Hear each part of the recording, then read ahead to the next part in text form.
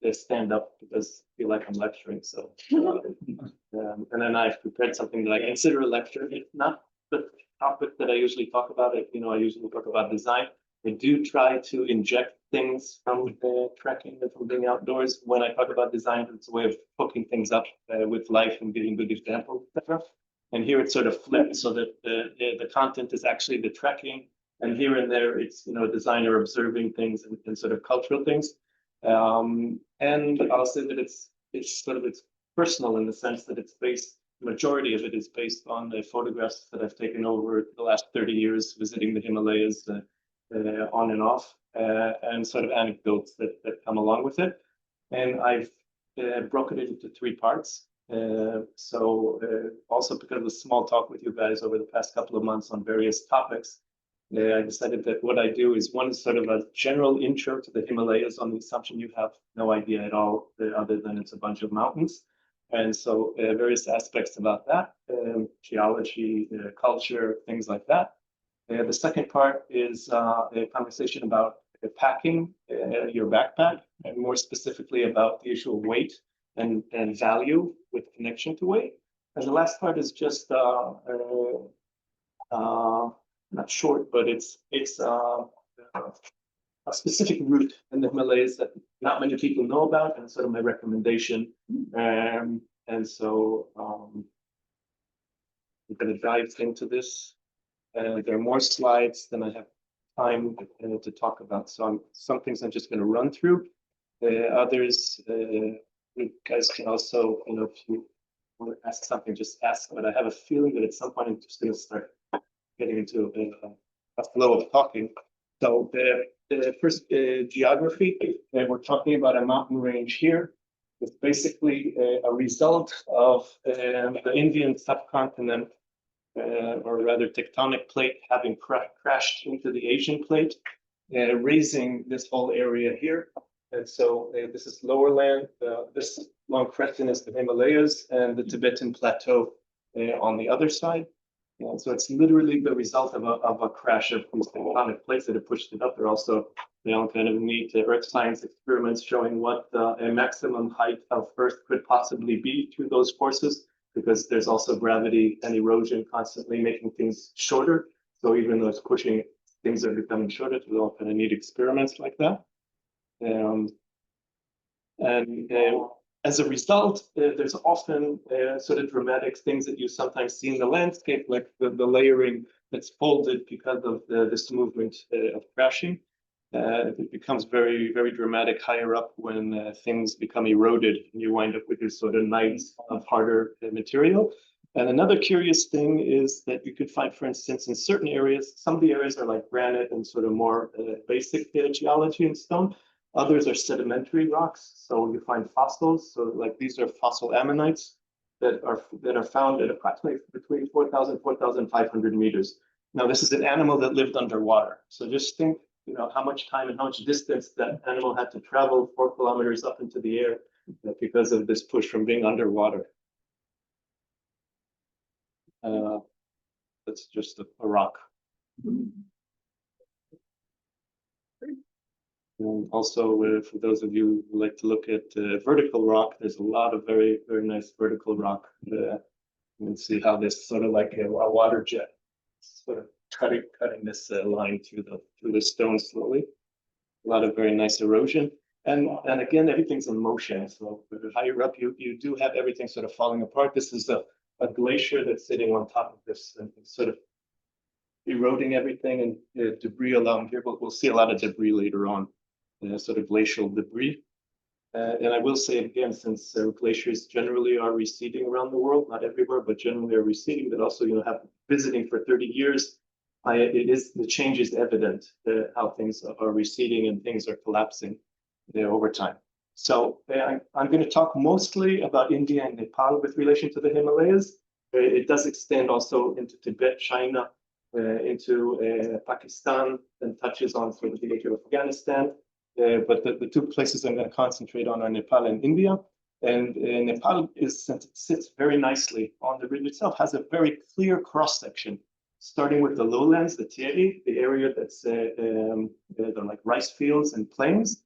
and gradually ascending. And so it's very often treks start lower down. So you can start at 1,000 meters or at 700 meters and go over a 5,000 meter pass and just slowly go through as you trek all these different kind of environments that change also as far as the botany, like rainforest and bamboo forest lower down, and then you have alpine regions. And as you proceed up, the alpine regions will eventually give way to rhododendrons. This thing here, you have a nice blossom to them, and they become like from trees to shrubbery, and it slowly changes. And of course, you have glacial lakes. This is the Foxondu Lake, which is about 4,000 meters, and it always has this amazing color. It always looks completely. To me, it always looks like somebody cut a picture and put in something blue underneath. Yeah. Glacial lakes often have, because of mineral content, they have very interesting colors and reflections. It's a very. I have 100 photographs. I chose one from this. It's also a lake that's situated in a region that's sort of a barrier between the lower lands and the higher Dolpo desert region.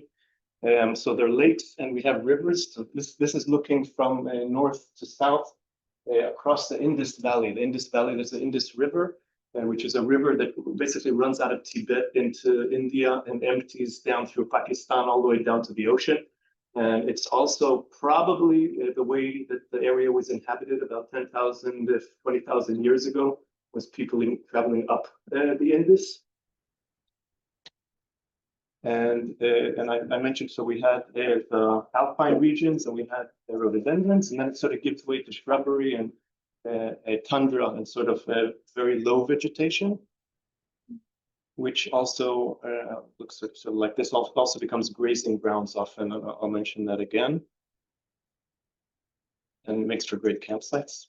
So this is like yaks grazing in this higher area in the summer. So in the summertime, like in a lot of places in the world, from Europe through Kyrgyzstan or wherever, people will move up valleys with their herds in the warmer months and graze in those areas.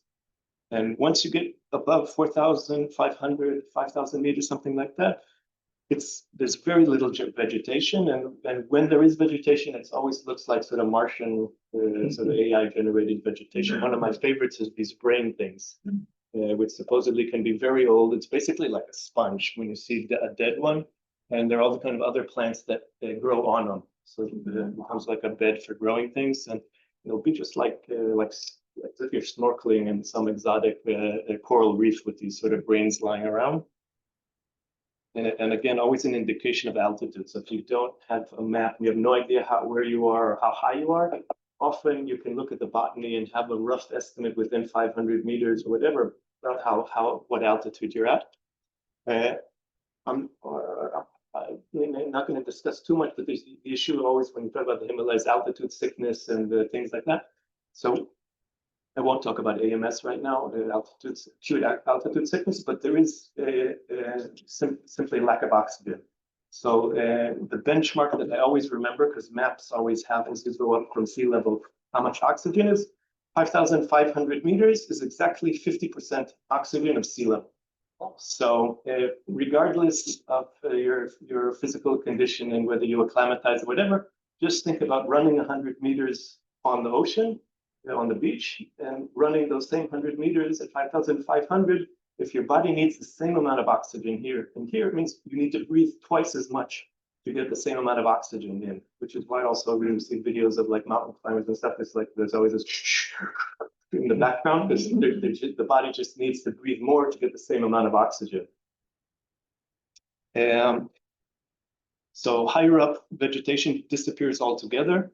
There are areas that are more arid than others that get less rain because a lot of the monsoon clouds, they don't get past this 8,000 or 7,000 meter wall. And so like the Tibetan plateau is very arid in the areas of Ladakh, or even within Nepal, which is, I sort of said it's sort of relatively homogeneous. I can cut it vertically pretty much everywhere and know what I'm going to get.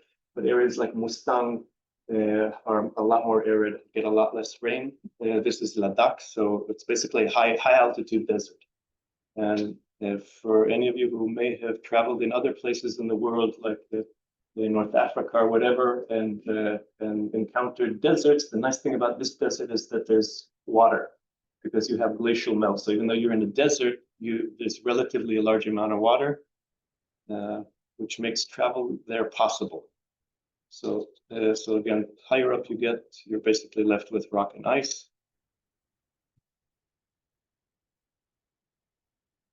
This is, for instance, on the Dwalagiri Glacier. Basically, what you see here is glacier. It looks like just piles of rock, but if you look closely, it's a layer of rock that's sitting on top of ice. And these glaciers have accumulated over thousands of years debris as they've moved down valley. And now that they're receding and collapsing, then you're left with sort of the cookie crumbs there on top, and they keep shrinking, and you have this sort of layer of debris, which is very loose. It's very can be kind of annoying, or not to mention dangerous to walk on, because nothing is really attached to anything. So this is the Dwalagiri here, about an 8,000-meter peak, and this was coming up. The previous shot you saw was coming up this valley, and you can see all the side glaciers that are coming down that are still left there. And there would have been a large glacier here that's mostly melted. You can see from this ridge here, it would have still, like if we were 5,000 years ago or 10,000 years ago, this would have all been filled with a big tongue of ice, reaching at least to this ridge here. You can learn a lot by looking at it. So this mountain range that I've already said, it stops clouds, but it also stops armies, if you will. And when you think about it, in various places in the world, often rivers and mountain ranges become very natural borders. But even if you're walking on the Échappée in between France and Spain, you're taking a route that's basically taking the high ridges, which is the border between the countries. And it kind of makes a lot of sense, as opposed to what you often find in real life, where there's an arbitrary line, and so you're in one country or another country, So here, the geography simply creates something very logical. And these are Indian soldiers from like the Alpine unit that I met one year that were up there. And it's basically, we're talking about an area here.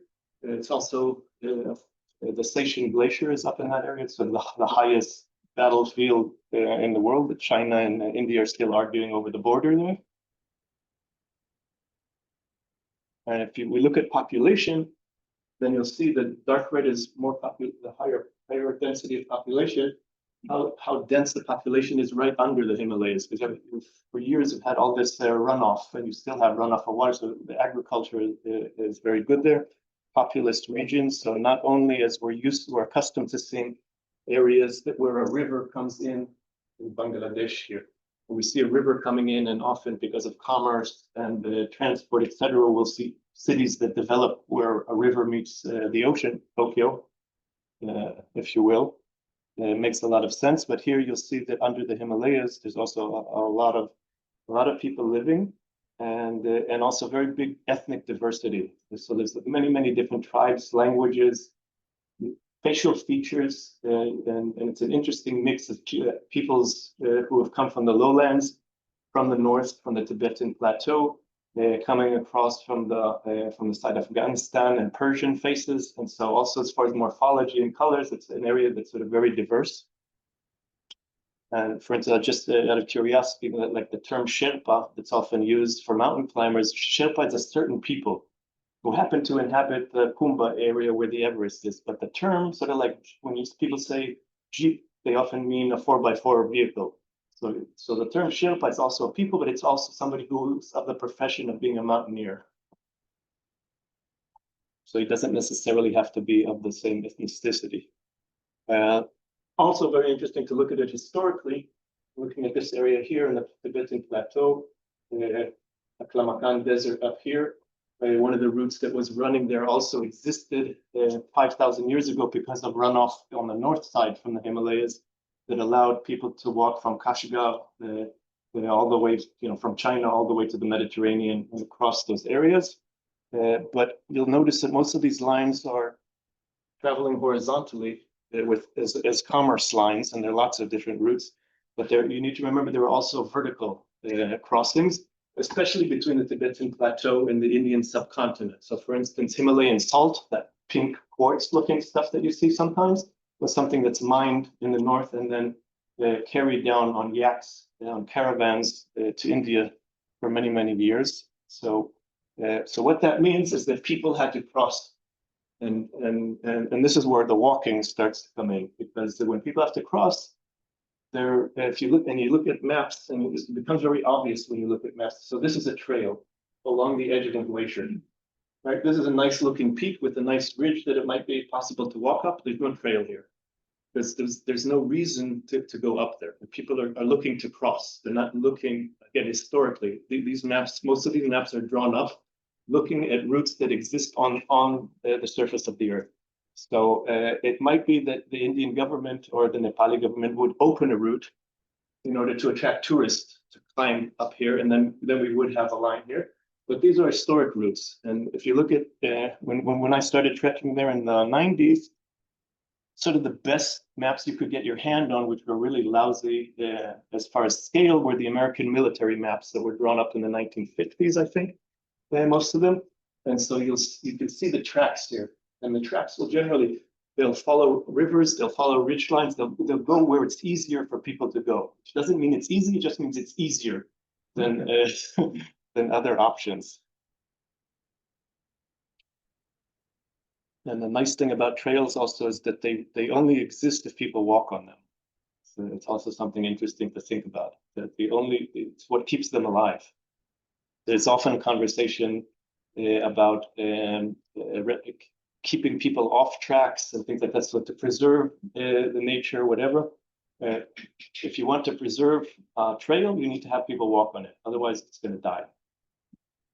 And so till this day, you'll see this is another view of Foxondule. You'll see this is a yak caravan traveling between, because all it looks like the caterpillars that are maybe going to turn into butterflies or something, but those are all yaks. That's the scale of that thing. And so you'll see these caravans, and I mentioned before the herd. So now looking at the reasons people go beyond their valley or whatever. So one reason would be taking your animals out to graze, going to higher grounds when the temperature is warmer to graze. And that creates, for instance, villages. There's certain areas where there's a summer village and a winter village, and literally the whole village will move for a few months. Other cases, you have things like this, which are used seasonally, but by a small group of herders. The term in Nepali is yak kalka, which means it's basically an area where they take their yaks to graze. Often you'll see the discoloration because there's a lot of yak shit there. And another curious point is that when you think about these trade routes and all these things that are moving across horizontally, the word kalka, yak kalka, kalka in Hebrew means earth, means land. And they're literally words that have traveled in language across this route. So it's the same word being used across large geographic areas that have been adopted by one peoples or another, just like we see religions that have sort of swept one way or another, with Buddhism and Hinduism going one way and then Islam coming back, and sort of that thing is very diverse. I didn't say this, but for me, one of the draws to this area is that there's something that just works really, really well as far as the mix of the people with the landscape and the material culture. Something that just really, really works well. I haven't traveled everywhere in the world, but I have walked quite a bit in different continents and different mountain ranges and deserts and whatever. And I keep coming back here. There's something that just works really, really well. So other than herding animals, another reason that people sort of get out of their quotes comfort zone or go further out is often for a religious or spiritual reasons. So the easy one to mention with regards to Buddhism in this area would be meditation caves. Some of these are burial caves, some of these are meditation caves that have been carved out in this conglomerate. This is in Mustang, in the northern part of Nepal, along the Kali Gandaki River, which is a river that runs down the center of Nepal. And another curious thing that I think not a lot of people know is often these meditation caves are secluded, and it takes some effort to get up there. This was one I visited last September not far from Everest, but not within the Kumba Valley. is that often monasteries sit on top of caves, so that maybe for 500 years a cave was used as a meditation cave. At some point, a small room was built, and then another room and a monastery. So, for instance, Puktal Gompa, which has been occupied consecutively for about 900 or 1,000 years. This is a monastery in Ladakh in northern India in the Zanskar Valley. It's coming out of a cave here, and supposedly this cave has been used already 2,000 years. So about 1,000 years, it was just used as sort of a spiritual place, and the next 1,000 years it became an actual place. This is all constructed out of mud, by the way.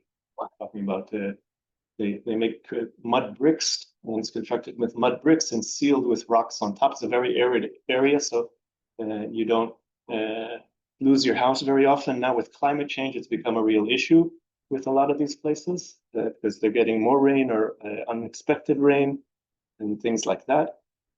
Another example of a sort of secluded monastery in Upper Dolpo, you see here. This is the original one. There's a newer structure up here. How did you figure that out?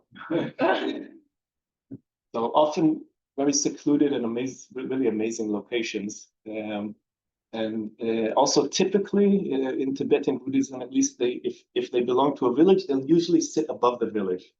They're usually the highest point, the highest sort of inhabited place.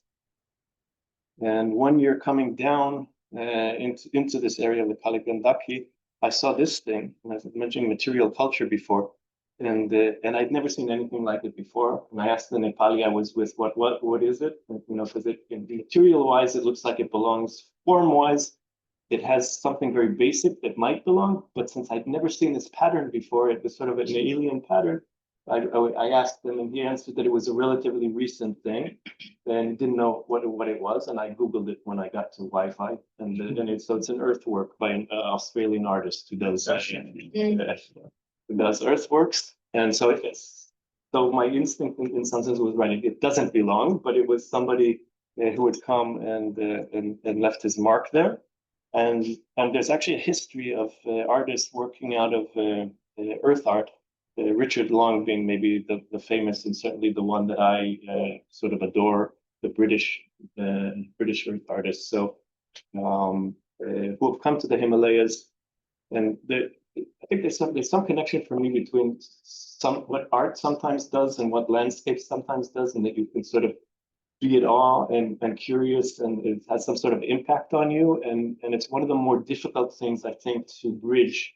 And now I'm thinking as a designer, trying to create the kind of impact that the landscape can create on you when you're working. So people like James Turrell, who take a volcano and carve it out and create sort of mega works, play with that sort of attempt to bridge. I think Richard Long is one of the few people who can actually do that and does that. And one of the curious things are interesting for me, since I like to walk, is that often his works are done through walking. And so this is like a work from the 1970s where he's just drawn a route and is walking a route. And we've been walking in this sort of spiritual mindset, I think. I'll get to this in a little later, but or in a moment. As a species, I think it's often interesting to see how we've created rituals in various cultural contexts and various religions that incorporate walking in them. I mean, it could be walking to reach a point, it could be walking as an act itself, it could be circling something. So this again is a work in Ladakh that Richard Long did simply by walking in a circle. And to sort of illustrate this point, and excuse me if I get this wrong or if I offend anybody, but I'll do this as a generalization. And the red here indicating what I see as where people identify value in what they're doing. So often mountain climbers that I meet are very, very focused on reaching the peak of something. So for them, the top of Amla Dablam or of Lhotse or of Everest or whatever, the peak is the objective, is where they put their value. And all this is just something they have to do in order to get there. For instance, we look at a yak caravan who's carrying salt from one place to another. They'd also be happy to just drop it and have it reach its destination. So what they're interested in is, again, reaching their destination from one point to another. So sort of the crossing becomes the important thing. Starting at point A and reaching point B. And I think with trekking, often it's the actual walking that becomes the thing that's important. And it's even anticlimactic after 3 weeks of walking when you finally reach your quote destination, and it's like, it's over, unfortunately. And so this part, the process, if you will, in design terms, becomes more important than the outcome of the process. This was here to illustrate in different mentalities of different martial arts and reasons people train, whether the training is the thing itself or whether you're on a police force, for instance, and you train in order to be ready in real life when the thing actually happens, so that you'll have the right reflex, so that whatever, which is different than thinking about, what you're doing now as the thing itself. So classic example would be from Tibetan Buddhism, the circumventing Mount Kailash. So this is Kailash, and the devotees who are really into it, what they do is they lay down, stand up, lay down, and go all the way around the mountain, and they do it several times, and it's sort of a religious merit. We know, like in Islam, for instance, doing a Hajj, going to Mecca, historically would be, it is a point you reach. Of course, you circle stone when you get there, but that sort of pilgrimage to the place. In Hinduism, we see a lot of people who travel and pilgrim. There's a whole pilgrim tourism kind of thing, and so often reaching these sort of higher points, certainly in the Himalayas, and when you think about the Ganges coming down and draining Uttar Pradesh and that whole area, then there's the holy sites that are sort of at the tip of the beginning of the glacier, the top of the valley. Kedarnath, Badrinath, places like that. This is Muktina, which is a Hindu holy site near the Kali Gandaki River in Nepal. And I couldn't not put these guys in, the Japanese marathon monks, as they're called, who walk around mountain and basically clock in 40,000 kilometers walking.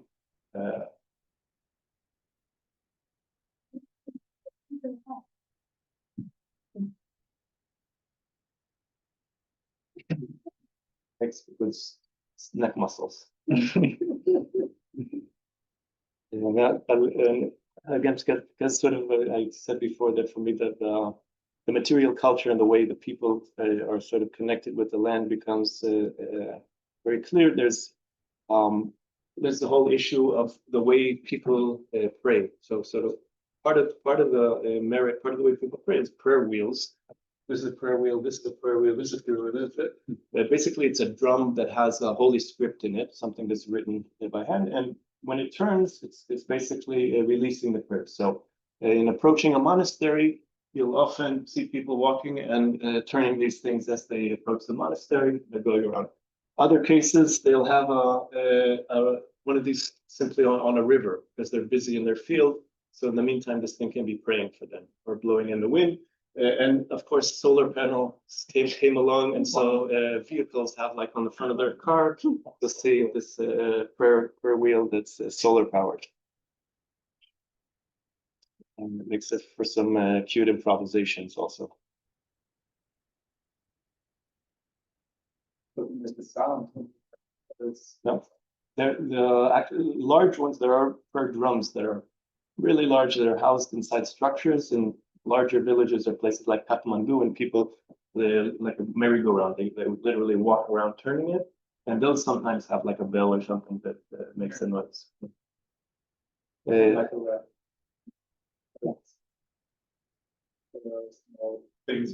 but like these that they don't make a sound. The spring with the weight is just the spring with the weight to make it spin better. And in case I forget to say it, the issue of going clockwise is super important. The direction of turning is really, really important. And when walking, often on a trail, you'll see a trail reach a stone or a mani wall. I'll talk about them a little later. The trail always goes around. It goes around, and you, as approaching whatever that holy stone, you always go from this side. You always go clockwise. So the people coming from the other side go this way, and that's what creates a trail that goes around it. And the exception to the rule is a very old sect in Buddhism called the Bon, B-O-N, which go counterclockwise. But I don't know the history of when the clock turned, when they switched directions, but you'll often see like an uninitiated tourist walking for the first time on a trail or thing, and he'll start going around the wrong side, and some Nepali will grab him and pull him to go there. Go on the right side. The other object, which is always fascinating for me and maybe belongs more to architecture, are stupas or choltens, which in various forms are found all over Asia and Southeast Asia. And in this region, they're usually solid objects. Sometimes they're gateways, but usually it's a solid object. And usually it'll have some sort of relic in it. It may have been constructed on a relic and has religious significance. And they too are circumvented in a clockwise direction. Now that I'm thinking about it, I'm pretty sure this is in Leh. It's called the Shanti Stupa. I'm pretty sure it was funded by Japanese. It's a relatively recent construction. And that's the famous one in Kathmandu. And just for reference, also the pagodas are sort of another version of this architectural expanse. So this from Upper Mustang, see the tires, the steps, which also, they have both symbolic meaning, and also there's this issue of sort of connecting the earth and the ground. And you can see the similarities very quickly. But again, solid structures. Another cute little thing that I'll mention with relation to these structures of tsatsas are small objects that are made that look like stupas, that are just solid pieces of mud, usually pressed into a stone or aluminum nowadays mold. And the person doing the act sort of gets merit by making these, and they're often placed inside holy caves or religious pilgrimage sites or things like that. It's always sort of neat to climb up a little cliff and suddenly see inside a cracks all of these things somebody's made and put in there, and maybe comes back to the rotational movement and this sort of repetitive. So you're every time you're making one, you're sort of increasing your merit. These are called ice stupas, a relatively recent thing. I thought it was cool for designers to see, but it looks super like it belongs. Its prime function is not religious. It's basically water reservoirs. It's a concept to sort of battle climate change and drought and things like that, where water is sprayed. This is in northern India and Ladakh. Water is sprayed using gravity, so taking water from other elevations at certain height and letting the air simply freeze it and creating these sort of solid chunks of ice, which will melt slowly and let the water off for animals and for Well, they freeze around up in the middle. I imagine they start with like a pole in the center and sprinklers or something, and then it just accumulates and they, yeah, they certainly look fantastic. And there's something also that you can't not connect with stupas. There's something, it's certainly there, as solid objects that are just sitting there in the landscape. So I wouldn't be surprised if they sort of, assuming they survive over time as a concept, get some sort of religious grounding as well, and not just a functionalist sort of grounding. And I'm gonna almost end on the issue of sort of religion here, but one of the additional curious rituals that still exist in some of these areas, where in the lowlands, for instance, in the Hindus and along the Ganges, cremation, for instance, that is very popular. In Tibetan Buddhism, there's still practice as sky burials. So this stone here is a stone on which the act of sky burial is performed. It basically means that when a monk or somebody dies, they chop up the body, often mix it with tsampa, with wheat, and feed it to vultures. And the vultures carry that into the sky. It's called sky burial. And so this is a burial. It's not exactly a burial, but it's a deceased ritual that's still performed in some of these areas. And again, in curiosities and sort of things that have attached themselves or are part of Buddhist beliefs in the area. And I'm not an expert on the subject, but my understanding, some of these things have a history of pre-Buddhism, animism, some linked to Zoroastrian beliefs from further west. So, for instance, these things that are protect homes, these objects that people make to protect homes, they have somebody come and do, there's a valley in Nepal which has, again, these sort of effigies that protect their homes. And so it's not something you see across the border, but rather pockets of beliefs, which increases my understanding that it sort of has a very specific cultural context to it. Switching now to a little more practicality.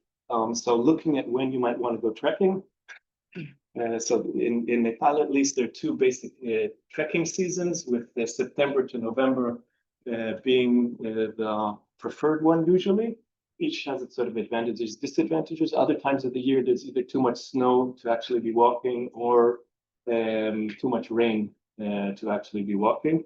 Possible to walk year round. It all depends, on the, but these are sort of the formal times when things become more booked up, hotel-wise, etc. October used to be considered also like the prime clearest skies, where you got the best views. It's something sometimes you walk for 3 weeks, you get to the viewpoint where you're standing under Kanchenjunga, the third highest mountain in the world, and all you see is clouds. So for instance, so one of the draws is clearer skies. So often, Yeah, it's doable. Since we discussed this once during lunch. The rainy season, and if you go in early September, you'll still have a fair amount of rain. There's rain stops earlier in India usually. So earlier, it's better to go to India. Nepal loses it a little late, but again, generalization, climate change, it's very difficult today to actually predict what you're going to get. But one of the side effects of rains is having a lot of leeches on some of these trails, which is a very curious animal. It has a sucker on both ends, although its digestive system was only in one direction, but it basically works its way through your socket, becomes very thin, and latches on, and you'll find yourself sort of scratching your leg, and then look down, and suddenly everything's covered in blood. Oh. It injects some anticoagulant. It has a chemical that doesn't allow your blood to clog, so it can drink easily. It doesn't do anything, but there's something psychologically annoying about leeches. So, but yeah. But I lied here. This is a picture from a jungle in Malaysia. Oh, okay, but still leeches. But these are leeches. Yeah, that's Oh. Okay, so keeping with this practical sort of look at things. So 3 kickoff points where you might want to start organizing your trek. And there are many different, but I'm going to stick to one in Himachal Pradesh, in sort of a little further south in India. A village called Manali, which is a popular destination for young backpackers from all over the world. But because it's at the foothills of the first mountain range called the Pilapinjal range, and the first pass that has a road over it called the Rotang Pass, so often people organize a trek from there. They can either trek in the woodland areas, their alpine areas, or across further north. You can walk 3 weeks from there up to the Indus Valley, for instance. So it's just a matter of organizing your trek. So it's a nice kickoff spot. The other is being in North India, in Leh, in the capital of Ladakh, which is a city that sits on a delta, on a river delta just north of the Indus River, at about 3,500 meters. They have an airport there, but it is recommended if you fly in to give yourselves a couple of days to acclimatize if you've landed at 3,500 meters. If you walked in, you shouldn't have a problem at all. If you've driven in, there's less of a problem. But sudden changes in altitude for the body, everything above 3,500 should be sort of treated with caution. Let's put it that way. And another interesting thing that's happened over the past 20 years, I'd say, in India, is sort of the rise of Indian middle-class trekkers, which is something that was non-existent 30 or 40 years ago. But today, through blogs and internet and all kinds of things, some Indians have started to like trekking, and it's enough that you have a 0.5% of Indians who like to start trekking. There's a lot of Indian trekkers now, what it didn't used to be, so that they tour their own country. So that it does a couple of things. One of the things it does is it creates a lot more agencies that are dealing, so there's a lot more options. It also creates more competition price-wise, because the coin there is rupee, and they're not coming with euros or whatever, and so it's also dropped prices and created things that are more competition, and simply created a lot more options. Whereas it used to take a lot more effort to organize a trek than it does today. And the third place, which is probably the most obvious, is in Kathmandu in Nepal, the neighborhood called the Tamil. Tamil is a relatively dense, small neighborhood where all the Westerners congregate. It has 1 million hotels and 1 million travel agencies and German bakeries and what have you. Pretty much anything anybody would want, Mexican restaurants, etc. And it's often the kickoff point, or the point where people get organized to set out anywhere in Nepal, with flights going to various places, etc. And also just so you get some idea, like that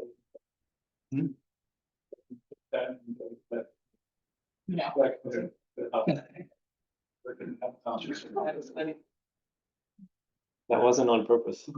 There are a couple of things I did on purpose like that, but that's not one of them.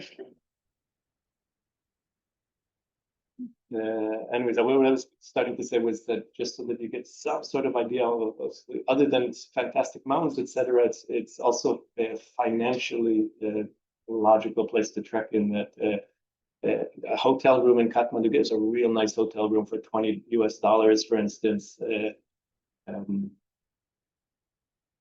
Maybe I'll talk about the prices a little later. This I also put in for some of you guys that in and around the Tamil climbing walls and stuff where you can play around in. And the Tamil is also a place, certainly if you're going to an agency, but you can do this on your own, is where you get permits. Now, Nepal is a lot more organized than India is as far as trekking permits. In India, this is an Indian permit. As is this. In India, it's usually permits that simply allowing foreigners to travel to restricted areas. There are certain areas that are considered politically more difficult, that the Indian government is worried about people being there, a lot in proximity with the border with China, and then you have to get a special permit. Sometimes you need to be 2 or 3 people to get the permit. There's all kind of limitations. In Nepal, because the whole thing is runs around finances. It's one of the poorest countries in the world, and tourism is like a mega financial thing for them. So permits is one of the way to get money into the country. So if you're a climber and you do a 5,000 meter peak, it's X amount of money. If you do a 6,000 meter peak, it's higher, and you keep going up so that they have a grading system. You want to go into national parks because your trucks are going to national parks. Each national park has a different price to it. You need to get a TIMS, a trekking permit. And so all those things are sort of bureaucratic nuisances. None of them are real deal breakers usually. It's not like, even if you consider what you'd be paying in Europe, like to stay in a lodge on a trek, if you're paying 100 euros to stay in some lodge, and here you'd be paying $10 US or 7 or euros or whatever, but possibly including dinner and everything to be staying in a lodge. And so there are differences as far as that concerned. So the issue of self-organizing or going through an agency is one of the things you'll have to decide. These are photographs like from a year that I was self-organizing. So self-organizing means I need to find a guide, I need to find porters, I buy all my own food, all the cooking utensils, equipment for my porters, etc., as opposed to going to an agency where basically I tell them this is the route I want to do. They tell me how much it's going to cost, and I meet them at the airport, whatever. So like here, buying utensils for the trek. I use these also as part of the tip. Usually at the end of the trek, I sort of hand them out to everybody who was on the trek. I don't keep them for the next year, next season. This is, for instance, and this is also a point that it's worth noting because 30 years ago, it wasn't an issue for me. Now I'm either more aware or the world is more aware that, for instance, when you take a porter, you're basically employing somebody. So you suddenly have some sort of responsibility over that person. For instance, health insurance. What happens if somebody falls on a trek that you organized and dies or becomes disabled in some way? So it's your responsibility. So again, 30 years ago, we'd walk into a village, ask who has horses, who wants to come with us. We'll pay you, $20 a day, come and just take off the next day for 3 weeks. Today, I'm a lot more conscious of that, which raises, for instance, the chances that I'll go through an agency because agencies have to do the insurance for their porters. They need to take care of that side of things. And taking or not taking porters is also an issue. It used to be when I was younger that I was inconceivable for me to think somebody would be carrying weight for me. And so I either carry things myself or use pack animals like horses or yaks or camels, depending where in the world I was. But you need to understand that it's the livelihood of a lot of these people. A lot of them work as porters anyways, and they make less money when they work for the government or for commerce, carrying pieces of wood up a valley for somebody who's building a hotel or carrying metal cables for the telephone company or all that things like that.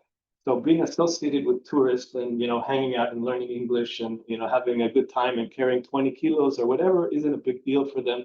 And when you think about it that way, you may be giving them a job that's better than the job they would have had anyways, and it increases your chances of success succeeding in a trek often because you will have somebody who knows local language, who may know about the animals and the plants, who often knows the area. So there are different things to consider between saying no way somebody's going to carry my weight versus actually having a couple of people with me create sort of a positive situation.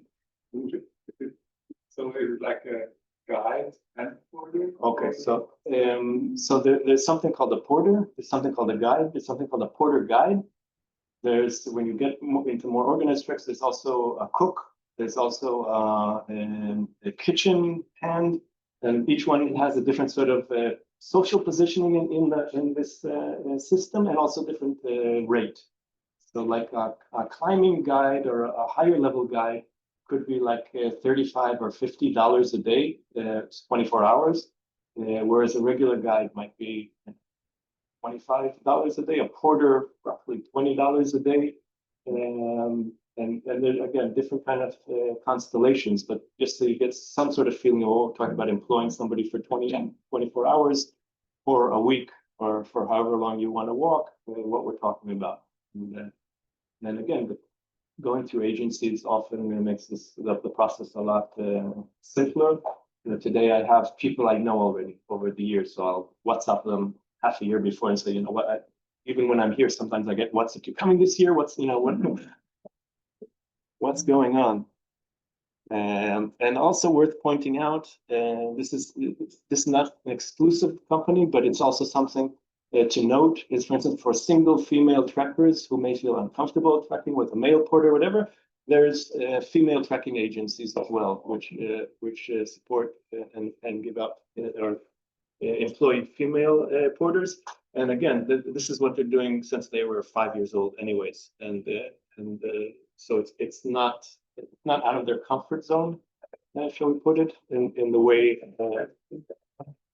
How does it add up with, because in the end, you need somebody to carry in because of the food. Yeah, they have to eat themselves. So. Exactly. Yeah, I always joke about that you take one porter to carry the extra food for the 10 days or whatever, and then you need another porter to carry that one split. At some point it evens off, it sort of tapers off.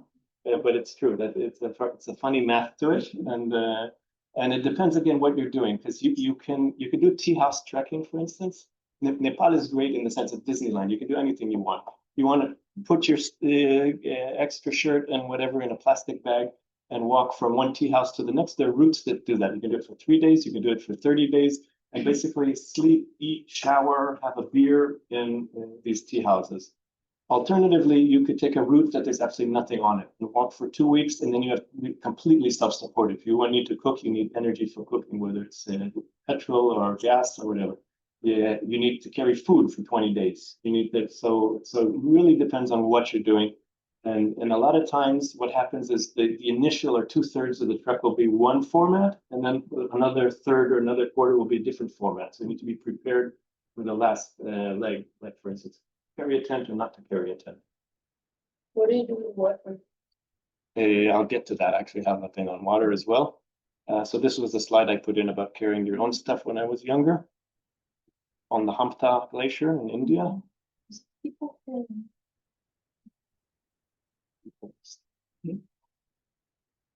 It says that I'm blocking the view for now. how do you get to the place where you'll be doing? So you organize your trek in Kathmandu, or you figured out what you want to do. You bought a map, you bought trekking gear, whatever you were missing, you got in Kathmandu, and now you need to get to wherever the trailhead is. And so it's usually relatively simple. It'll be buses, it could be planes. There are a lot of small airports around Nepal. You could hitchhike on trucks on that, charter a jeep. Sometimes if you have 3 porters with you and a bunch of food you bought in Kathmandu, it's just cheaper to charter a jeep and head out to wherever you need to start the trek from. And then on the trail, again, it depends on the route and depends on how you've planned things. Sometimes you can sleep in people's houses, which basically almost boils down to knocking on someone's door and saying, could you put me up for the night, have dinner, and you pay them something. This is another case like that. Again, generalization, people in the mountains tend to be very hospitable. So, if you're in a pinch, there's a storm, your tent is wet, whatever, you wind up on somebody's doorstep, they take you in, they'll feed you, they won't expect anything in return often. It is customary to give something in return, but in general, people, because they rely a lot one on each other, and it's sort of this mentality of you scratch my back, I'll scratch yours. So this is, for instance, moving into someone's home in Upper Dolpo during a snowstorm. And the tea house system, when I say tea house, it's basically little lodges, often run by a family. It could be somebody's money from a city who set something up and it's his business, but often there's like a family who runs it or somebody runs it. Often very quaint, very nice places, some with Wi-Fi, some with showers. It really depends. A lot of the energy in these valleys comes from hydroelectric, so they may not be hooked up to like the country grid, but it'll be like the valley itself will have their own power system. Sometimes it's limited in time, whatever. And so basic, usually clean, nice, and inexpensive. And usually adheres also to something that if you've never been there, it may at first sound a little weird. But for instance, this is a menu for on a specific track. So usually when people open a guest house or a tea house, there's certain foods that they sort of have to be able to make because they know that that's what sometimes it's regulated by the government as well. So it could be fried rice, it could be pancakes. There's certain things that repeat themselves as you go along. And the curious thing is that the higher you go altitude-wise, the price goes up. So you can get a cup of tea at 1,000 meters or a cup of tea at 4,000 meters, and it'll be completely different price. And it's regulated in a lot of places, not everywhere, but it's regulated. The logic being that anything higher up generally has to be carried in. So basically, you're paying for somebody who carried your bottle of beer to 4,000 meters, or toilet paper, or anything else you decided you wanted to buy. And give you some sort of idea of how these things look. I often go with the pancakes. And so some again are smaller and more family-like, and there'll be a couple in a village, and others like Kanchenjunga at the top of the Langtang Valley is the whole village is guest houses or tea houses, if you will. So the whole valley, there are a couple of areas like this in Nepal where for obvious lucrative reasons, like it's the top of the valley, it's a fantastic place, it's close to Kathmandu. It's not too difficult to trek. So within 5 days or 4 days, you're at the top of the valley, was surrounded by beautiful mountains. But it makes sense that one guest house and another guest house, and there's also a Swiss cheese farm here that 20 years ago, some Swiss guy taught them how to make large cheeses out of their yak milk. So there's yak cheese farm here, or a little place as well. And so some folks' villages are actually villages that exist only because of tourists coming by.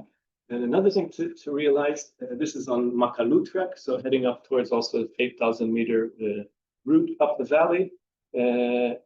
This was created in order to allow people to access the area. So sometimes valleys or the tourism ministry will give a push and say, okay, we want to help this area. So it could be villagers who pool together and say, okay, we'll open a tea house 7 hours walking from here, which will allow people to then cross to the next valley, which then becomes a more attractive trek because people to go up and down. People prefer to, go all the way around. And so often these kind of places, which will be very basic, are opened up in order to allow foreign tourists the ability to continue walking.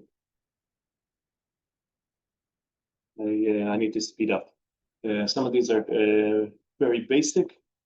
And of course, you can use your tent.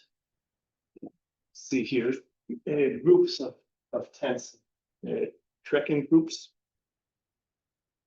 This is what a kitchen tent looks like for a climbing expedition. And you'll see like they set up their benches out of stone and all this. It's because they're there for a long time. They're less in motion. They carry things up to the top of the valley. They do the base camping there. And from there, they do camp 1, camp 2, camp 3, whatever mountain they're going up. And so because this is stationary, it tends to be fancier, if you will. I don't know if I call this fancy, but invested in a lot of ways. So this is often what a base camp will look like on the Dholaghiri Glacier. Also, I'll point out that these things here are toilet tents. There's also in these sort of situations, it becomes sort of very useful when you have a group of people stationary to actually have a toilet tent and not sort of this go behind the rock, we'll be at a different place tomorrow kind of thing. And looking at toilets is a curious thing. So this is on the route that basically goes up towards Everest, which is it's called the Everest Highway. So it has the best kind of food, luxury beds, whatever. Everything's been carried in, including this thing. This I took a picture because the bathroom had this boulder that it was built around. This was something curious that I'm speculating on. That was on the Makalu trek, which is sort of a not very popular trek because you basically go up, down unless you're a mountaineer and can cross from there. And I noticed something, these look almost identical. This is like a typical bathroom kind of thing. But the one thing that's different, and it isn't obvious at first, I'm gonna give you the answer, is that the bucket for toilet paper is on 2 different sides. And as not an anthropologist, but as a designer looking like through the eyes of an anthropologist, what does that mean?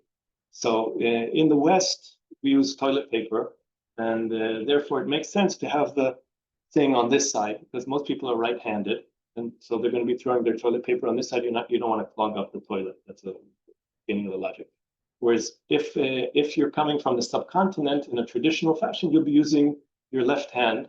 Which is the reason they only eat with the right hand, because this one it's not, you don't do anything with this one other than bathroom. So in that sense, it makes, and now they've adopted toilet paper, it makes sense to put it on this side. So it was interesting seeing along this valley how some had chosen to do it this way, because again, you have a lot of the support teams going up this way. And so one of those things that you sort of look at arrangements of toilets and sort of deduce, and I may be wrong, but you do sort of cultural things with relation to it. Infrastructure, something that is increased a whole lot over the years. So roads are getting deeper into the mountains every year. Roads are get deeper in the mountain. So this in the Nubra Valley, the highway here. If you look, you can see the old track here. Which are usually really amazing. It's probably used for 1,000 years, and it's going to be gone, within 20 years or whatever, because nobody's going to use it anymore. And so, there a lot of times from the outside we look at it with this sort of romantic eyes and say, it's an amazing trail went across the cliff, and somebody kept it so it doesn't fall apart. And there was this neat village it took 3 days to walk to, and now anybody can just drive to it. But often from the other side, it's people who want to be connected to the world, and they want to have a truck bring in foods and gasoline and things that they couldn't or had to carry before. So something to debate. Another thing in infrastructure, Nepal has a lot of cable bridges, which makes it very convenient for crossing ravines and crossing rivers. India has less of them. This is what a traditional bridge looks like, and the construction is usually these logs that are supporting, each log supports another one until they get it across the river. This one from the Nao Phu Valley in north of the Annapurna. This in the 90s was the last, I was told, traditionally made bridge, which is basically a rope bridge made from these little bushes that they don't have a jungle with big vines. It's little bushes that they've tied together. There was, I read in the 2000s, there was a Swiss NGO that was trying to keep the tradition alive. I don't know what the state of it is today, but it obviously holds a lot less time than the cable bridges that Nepal has. The other alternative to crossing water is this one, which becomes very tricky as the sun and the summer progresses. So crossing on snow bridges. And in India, you'll see often cables or little boxes with a cable where people pull or either pull themselves or pulled across in a box, or just wading through the water, which you need to remember this water is like 1 or 2 degrees because a second ago was ice and it's just melted. It usually puts like a shock to your legs because you've been walking for 5 hours and now you step into 1 degree and are battling with the current. Rule of thumb, when you have to cross a glacial river like this, try and do it as early in the morning as you can. Because the longer in the day you wait, the higher the water becomes. Because over the night, everything around freezes, the water level goes down. The same river at 6 in the morning and 6 in the evening, there'd be a tremendous difference in the amount of water you have to struggle with. Campsites, so you could have campsites that are just all to yourselves, or be in places where there might be high, a nonsen, if you will, which obviously attracts people, areas that you're gonna have more people there. Water. So what I do is I filter water. I use a ceramic filter. There are other kind of ways to purify water, UV, iodine, all kind of different ways. I find that the most economic and logical way is working with a filter, which is a ceramic filter that basically has pores that are about 2 microns, whereas the protozoas and all kind of microbes are about 3. So they get stuck on this ceramic tube. You have to clean it every once in a while or backwash it. And I switched also at some point from a filter where I had to actually pump the water through. So pump it out of a well or out of the river or whatever and filter it, to gravity filters. So you fill 1 bag with dirty water, hang it on a tree. Half an hour later, it's pushed by gravity through your filter and you have a bag with clean water down here. So this is the dirty water and the clean water. And since you don't want to drink the water in India or in Nepal out of the tap in a big city or anywhere else, if you want, you can filter water also in the guest houses out of the tap, etc. And of course, boiling. Boiling works. This is a clay stove in a monastery in Hemis in northern India. And another, this was here since I was on fluids, beer bottles that have been carried in and drunk and sort of piling up behind this guest house. And tumba, which is a traditional drink in the area of Sikkim and eastern Nepal, often inside a big piece of bamboo. It's basically millet that's been fermented. So it's an alcoholic beverage. And they pour hot water into it and you drink it with a straw, and then they refill the hot water and whatever, and the alcoholic content goes down, of course, every time, but people spend all day drinking this sort of alcoholic millet. And coming from Japan, I'll also say that you have to budget in safety days, tolerances, because if somebody says something takes 20 days to walk, you need to take 23 days at least in your schedule, because there's liable to be landslides. There's just a million things that go wrong. It's you can't stand on platform 5 at 8:27 and the train's gonna arrive. It's not, it doesn't work that way. So you have to be in this sort of state of mind where you need to budget in extra days, and you need to sort of manage things that change all the time because of that. I think I may skip the last part and maybe dip into this, and feel free to get up and go if you want, because we're at an hour, and I sort of said I'd talk an hour, even though I knew I had more slides here than. So the first chapter was a large chapter. This one is sort of looking at tactics of reducing weight when trekking, and the last chapter, which I think I'm going to skip, was the recommendation for a route. So anyone wants to get up and go, feel free. So Can we get the slides here? sorry. Oh, okay. Sorry, but thanks so much. So again, the amount of weight you'll be carrying depends tremendously on what you're doing and where you're doing it and why you're doing it and for how long you're doing it. So there are a whole lot of variables.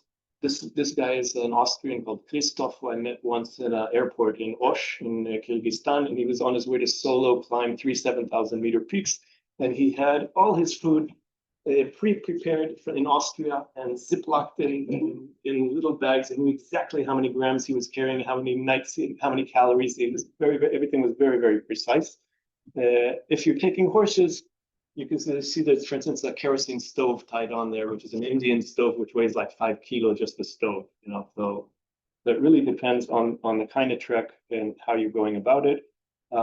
This is one of my packing lists and what our family looks like, family of 4, packing for a trek. So it looks something like this.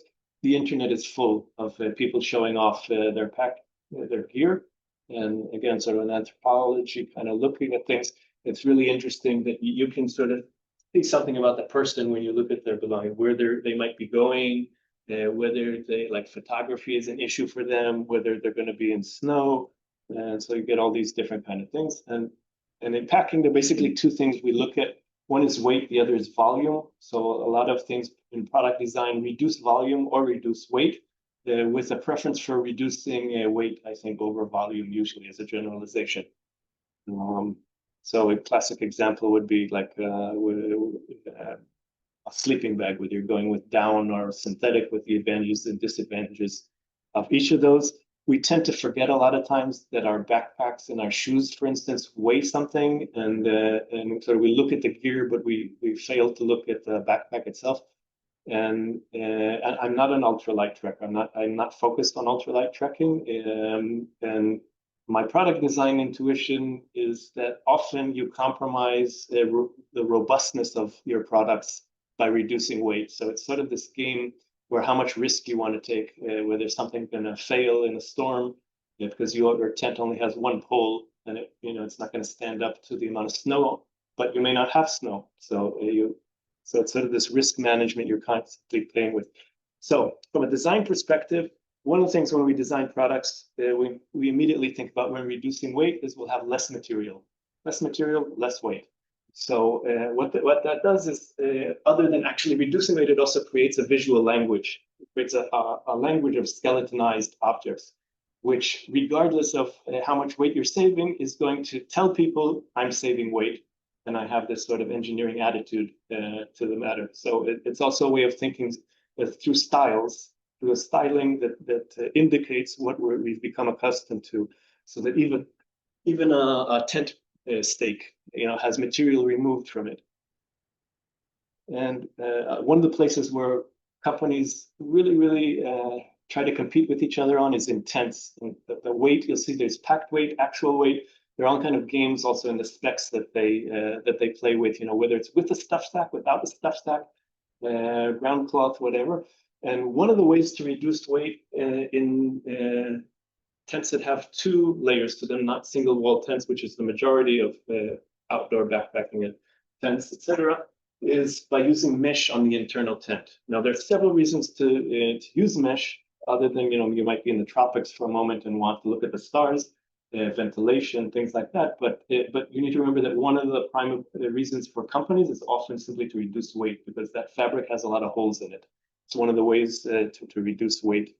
Looking at like mats that you're sleeping on. So you need a full mat. You need one that's contoured to your body. Can you get by with having your legs outside of less and less material? You're saving weight. And even when you start looking inside the mat, whether you have sponges that are preferred in one way or another, or just a laminated shell with its advantages and disadvantages. Another approach is to use lighter materials. So not necessarily less material, but lighter material. So instead of steel or aluminum, I'll use titanium. Or instead of fiberglass, I'll use aluminum. Or what Nemo did here as their sort of entry into the tent market in the US was this coming with tents that had air as their... I don't know that necessarily reduced weight. It came with a cumbersome mechanism for getting that air in there and stuff. And business-wise, it failed, because in the end, they became a very strong competitor in the world of outdoor tents. But this product isn't around in the market. It doesn't hold water or air. Another way of reducing weight is combining functions. So a single product will have the same function. So if I have a fork and a spoon and each has a handle, maybe I can just do with one handle and get the spork. Or a canteen lantern. Some become sort of very funny, like a sleeping bag. Others might be sort of really ultralight trekkers. So if I have my trekking poles, why have a tent pole if I already have a trekking pole? And one of the balances there is understanding that if you're using it for one thing, you can't be simultaneously using it for the other. So I'm not going to be walking with my sticks if they're holding up my tent at this specific moment, for instance, which is something to consider when you're designing these kind of things. And in the world of organized treks, one of the things that happens when you get like a trek package, so it'll be like 3 weeks doing some sort of traverse with all the food, etc., is they'll have a kitchen tent and a dining tent where the trekkers or climbers or whatever will be eating. It doubles as a sleeping tent for the Nepalis or the Indians at night. So they don't have a separate one for housing, but rather they sleep in the kitchen tent. And often improvisation is one of those ways you can identify a need. And something in Japan, I hardly see it all, but a lot of places in the world, there's a lot of improvisation, which is a way to say, okay, there's a need here. So just a couple of curious examples. This one year I was trekking with Nepalis in India who had Indian military tent, which has aluminum poles that are rigid, they're not tension poles. And the day of the pass, I realized that they didn't have any trekking poles or anything like that. There was going to be a lot of snow. So I, with my small piece of duct tape that I always have with me, I sort of connected and made them poles so that they could assist themselves getting up to the pass in the snow, or cooking on a plate instead of having a pan and a plate, just have one plate that's a plate pan. Trekking in, just an outside Himalaya example, trekking in Ethiopia, for instance, one year in Simien Mountain. So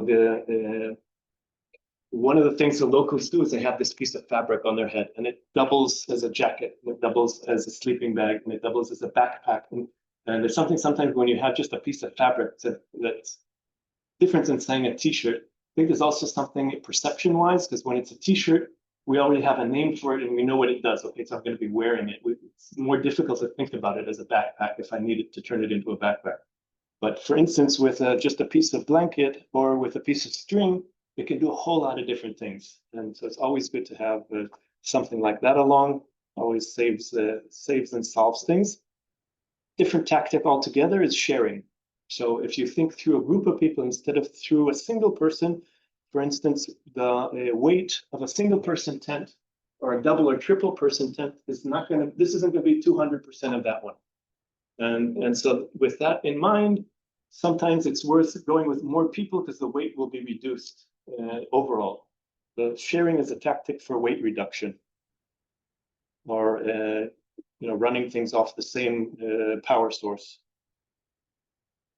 Another tactic is skill. Sometimes skills can replace objects. So instead of walking around Hokkaido with 5 bells on my bag, maybe I'll just whistle the whole time I'm in Hokkaido. Or if I can forage or catch fish or whatever, then maybe when I'm in Canada doing canoeing between lakes, I can base at least 50% of my food on food that I'm trapping, eating, finding, and not necessarily carrying on my back. And this one I put in because I was sort of, I still am, but a proud father at one point when my daughter and her friends went and made a snow cave on the one mountain in Israel that has snow and slept in it in northern Israel. And switching to another idea that becomes a lot more subjective is the idea of comfort and what we actually need when we go trekking. And so you could have this really high-tech titanium stool that you're carrying with you to sit on at your campsite, but you could just sit on the ground or on your Gore-Tex jacket or whatever. So when you start thinking through that, do I need a pillow or can I just sleep on my fleece? Food becomes like an issue. So you could be thinking in this sort of modernist, functionalist way, like Christoph from Austria was thinking, where he knows exactly how many calories and how many grams he's getting. But sometimes psychologically, I find that it's worth finding what boosts you, what gives you a boost, instead of not playing that sort of functionalist game. Because, for instance, I don't drink coffee, but for somebody who's like loves coffee, it's like worth carrying this thing even if you weigh 3 kilos, because it's like it'll fix your day. It'll make your whole life completely different. Relying on local foods. Local food has become something that also it becomes an experience. It becomes part of what you've done. So tasting and eating local foods. I mentioned tsampa before. Tsampa is a flour. It's a flour that's been usually it's been roasted, and Tibetans or into India and into Nepal as well will sometimes eat it as a powder. Sometimes they'll pour butter tea or something on it and rub it into a ball, and maybe with some sugar, and it becomes a sort of staple food, and tastes very good actually. And I think the last one in this is an example that again is obvious overweight, but has become like a ritual for a lot of people. High passes in the Himalayas usually have prayer flags on them, have some sort of prayer flags. I mentioned the prayer wheels before. These are wood block print pieces of fabric that have text on them, and when they flap in the wind, they're praying. So often you don't see them around monasteries, but high passes always have them, and it's become sort of a tradition also for foreigners to carry prayer flags up to the top of the mountain and place them there. Like the Switzerland, you walk around places like cities in Switzerland, you see a lot of times in the windows, you see climbing teams in South America who carry with them prayer flags, because it's become sort of intertwined with mountaineering, this sort of thing. So without its religious significance. Writing a diary, so carrying, the extra weight. If it's significant enough, then it's worth carrying the extra weight. And the last thing I have in this section is about mani stones. Again, it's a short story from the mid-90s. One of the things that struck me for the first time trekking in these regions were mani stones, which are stones that have prayers inscribed on them. Usually placed around stupas or in mounds. And again, by walking around them, you're activating the prayer. Some of them are very elaborate, have images, usually they're texts. This is like this whole wall approaching a village. It's like a half a kilometer of just prayer prayers. So basically you're walking along it and activating the prayers. This is by Tsomoriri, which is a lake in Ladakh, right next to Pangong. So it continues in Pangong. So is a lake that continues into China from India. And going through this village in the Zanskao, this elderly monk we met was sitting there inscribing a stone. And so we sat with him, but couldn't communicate. And he started teaching us how to write the scripture, the specific script, the basic one, which is the Om. It's just sort of the most basic lettering you can do. And then he puts it on his head to activate it. And of course, in Western mountaineering, there's also this tradition of often like writing on pans or writing on a stone, often in memory of somebody. Some of these exist. This is in near Kanchenjunga, so a mountaineer who was killed in '86 descending a mountain. And we were in I was there with my brother. We were in our early 20s or mid 20s. And one of the things we had done in our teens was graffiti. And the lettering, on the Tibetan lettering, there's something that's very similar, caught our eye aesthetically in the design, and sort of working out these letterings or whatever. So we, after doing a couple of prayers, chiseling a couple of prayers with this guy, we found ourselves chiseling graffiti. And wound up carrying these stones with us for like a week until we reached the 5,400 meter pass and placed them on the pass. And I showed these slides recently at an academic conference with architects and anthropologists or whatever. We were asked to bring a personal story about rocks before the actual conference started. And my brother said, "Don't show them this. The anthropologists will eat you alive, because it's like complete cultural contamination.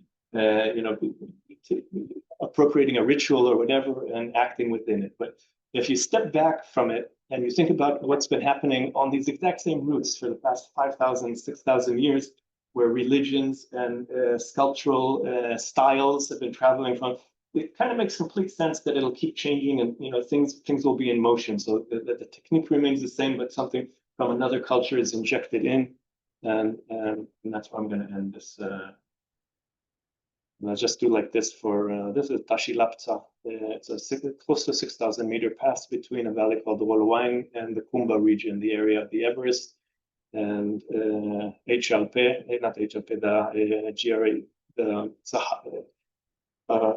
you can basically combine a whole lot of trekking routes and walk for 6 months across Nepal if you really want to.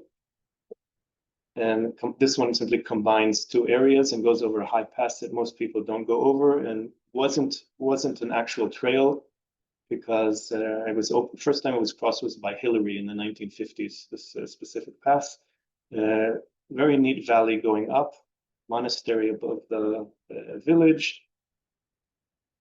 Skiomorph, moving from woven basket to plastic.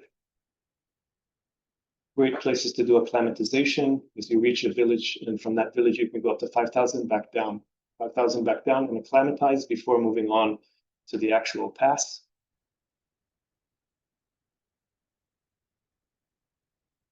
Glacier Lake at the end. Sleeping on the glacier. Fixed ropes, which you just hold on to. A very cute shelter that looks like a spaceship that was built in memory of David Lama, the climber. And the actual crossing itself.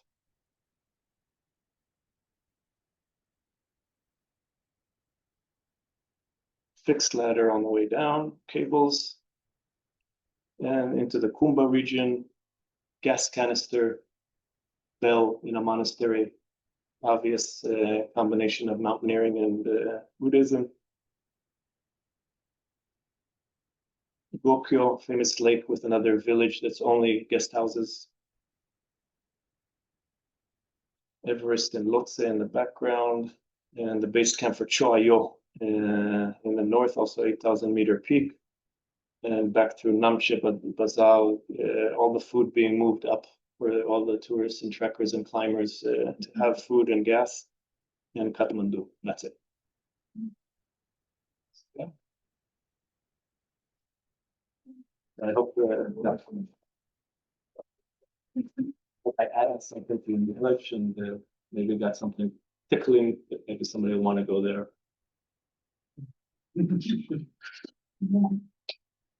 A lot of really nice places and nice people.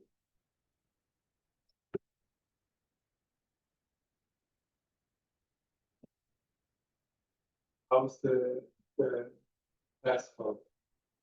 How much is what? This past fashion laptop. Tashilapta?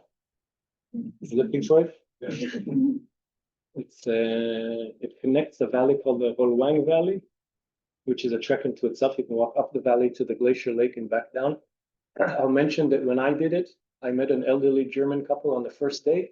And other than that, I didn't meet a single foreigner the whole time. There were some Nepali trekkers I met, not a single foreigner all the way up. And then from there, we did the crossing. Of course, on the other side, there were lots of foreigners, and doing it that way also, because it's a less popular valley, the hotels and food or whatever are more basic. So it's kind of nice landing on the other side, having pancakes and anything you want, basically. And again, high passes. The Everest region, there's three passes that basically the Kumba area is like three valleys, and they're passes. The Everest is on this one, and you could go up and down from the Everest base camp, but a lot of people continue over these passes to spend more time in the valley. So there's a Ganchrow, and they're slightly over 5,000 meters, these passes. So you go over a path down a valley, up a path, and you can exit basically anytime you want, because you can just head down valley, which is also kind of nice when you look at trekking maps, instead of understanding what your exit routes are. If you feel bad, or if you what's your out, you have to go back the same way you came, or whether there are options of getting out other ways. And because it's such a popular, because everything is aimed at Everest, there's the airport at Lukla, so you can fly in, assuming there's no fog. Sometimes people get stuck there for days waiting for a day without fog. And again, it's just very, very convenient area. Trek.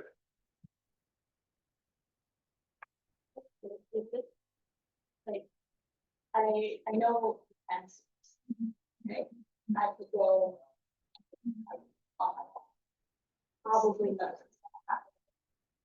Oh. How is it for? I know that it's. From what I know and from what I've seen, is it's relatively very safe. It's not Japan. I think Japan is safer as a single woman or whatever, but it's not Nigeria or somewhere where you have to be a lot more careful about personal safety. And certainly in the mountains and sticking to trekking routes where there are other people on the routes or whatever makes it safe. And having gone through an agency, for instance, if you're walking with somebody, about 3 years ago, the Nepali government instated a rule that doesn't allow individual trekkers.